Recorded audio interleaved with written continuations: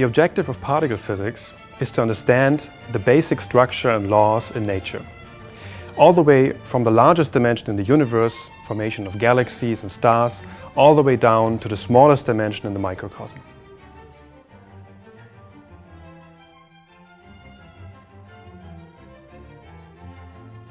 So historically we knew about all of the different elements in nature. We knew about helium, hydrogen, oxygen, gold, lead and so on, which are all made of different atoms. But a great simplification was made when we realized that all the atoms are just made out of three particles, the protons, the neutrons and the electrons. And just by adding more protons, more electrons, we get a different element, different type of atom. In principle, you can build a very simple universe with just protons, neutrons and electrons. But it became much more complicated in the beginning of the 20th century when we found many, many new particles from cosmic rays. There wasn't really a system established to organize this zoo of particles.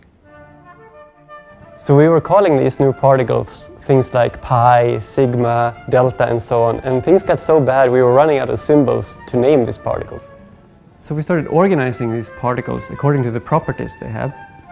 And the properties are things like spin, electrical charge, so if they're positively charged, negatively charged or neutral, mass of the particles, and the lifetime of the particles, which is how long it takes before they decay into lighter particles.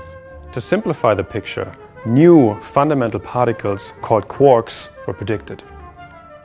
And the whole zoo of particles could be described by combinations of these quarks.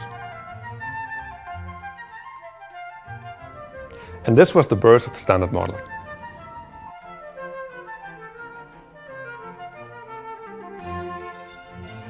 At the beginning, there were only 3 quarks. Then a 4th, 5th and 6th quarks was predicted and then discovered, and this gave us great confidence in the model.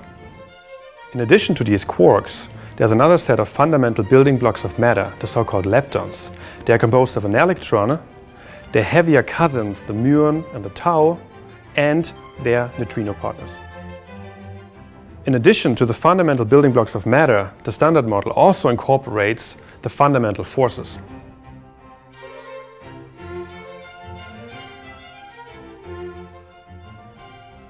The exchange particles of the weak force are the W and the Z boson.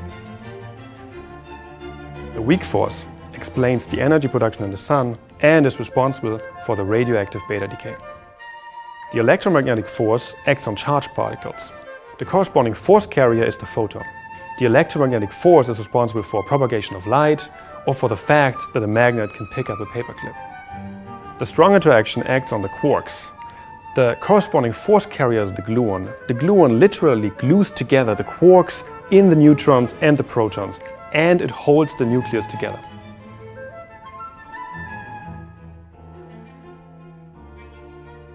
The Standard Model is extremely successful, and it has predicted all the phenomena we have seen so far at the microscopic level. This is a beautiful theory. It is self-consistent, it's predictive, but it's incomplete. There's one last missing piece of this puzzle, and that's the Higgs boson. It's the holy grail of particle physics. We know exactly what it should look like, and we have predicted this particle since over 40 years, and we use it in all our calculations and so on. We're pretty sure it's there, but we haven't found it so far. And now the LHC, which is already running, taking data, will find this particle if it exists. So this is the final piece of the Standard Model that we're looking for right now.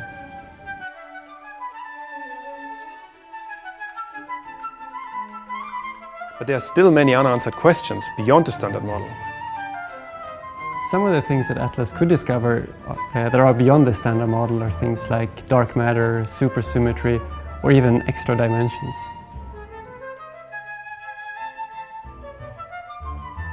All these open questions point to the existence of new particles which could be discovered and studied here at the Large Hadron Collider.